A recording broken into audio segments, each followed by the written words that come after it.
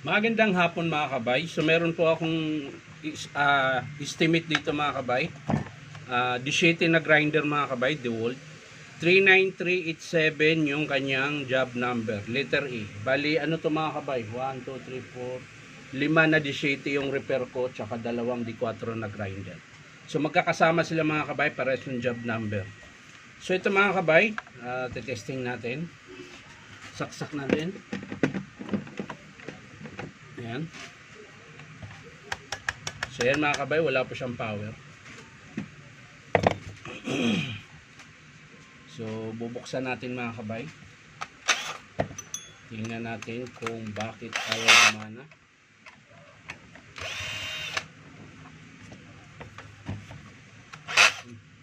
Diba na screw dito.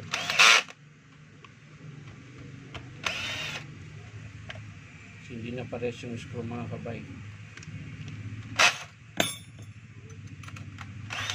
Kaya mga kabay, wala po siyang carbon. Ayan, kabilaan.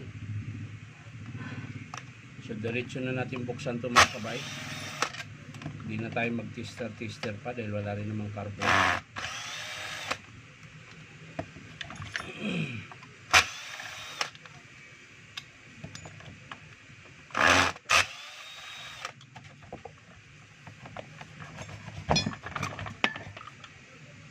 So yan mga kabay. So unahin natin yung fill coil mga kabay. Okay pa naman. Brush holder, okay din. Ayan. Yung switch, okay pa, may lock. So dito sa armature, ayun. Sira din po yung sleeve niya. Tapos sira po yung armature niya, lambar to. 1, 2, 3, 4, 5. Ayan, 5 bar. Ayan mga kabay, kung mapapansin nyo. Ayan po. Ayan, pagdating dito makintab, pero dito ayan yung pingas yung bar, yun po yung sira niya. So tingnan din natin yung kanyang gear, baka may bawas na o may bungi.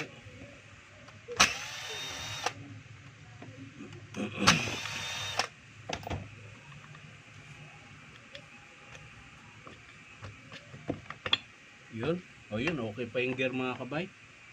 Wala pa pong bungi, hindi rin siya manipis. So okay pa yung gear mga kabay. So ang pinakasira lang talaga dito mga kabay ay yung armature.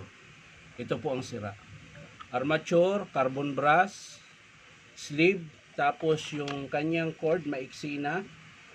Putol din po yung cord protector niya, ayan.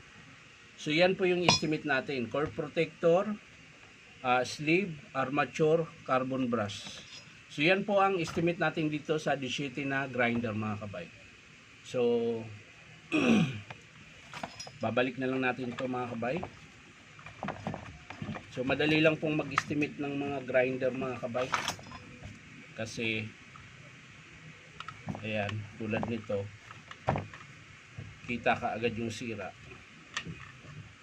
Pero minsan din mga kabay, hindi mo kaagad-agad makikita, kailan mo pa i-trace. Minsan halimbawa pag may short yung winding, minsan nasa ilalim kaya umuugong lang. Ayan. So yan lang mga kabay, hindi ko na po ipapakita kung paano ikabit. Papakita ko lang sa inyo mga kabay kapag in-approve ng customer kung paano, papakita ko kung paano ikabit yung armature. Ayan, tsaka kung paano natin hugutin dito. So yan lang mga kabay, maraming salamat. Bye bye.